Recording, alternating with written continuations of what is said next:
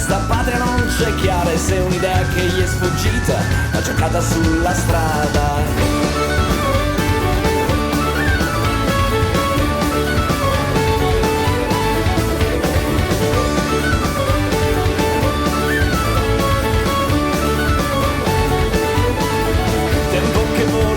Stride di bestemmie alla memoria, di lui non si ricorda il nome, ma sappiamo che questa storia comincia con due scarpe, una valigia di cartone e un amore che ha per nome rivoluzione. Se si era innamorato a stare dal lato sbagliato, scriveva lunghe lettere, chissà se la sua lingua era poesia. Per un amore andato via piangeva lei e la chiamava libertà.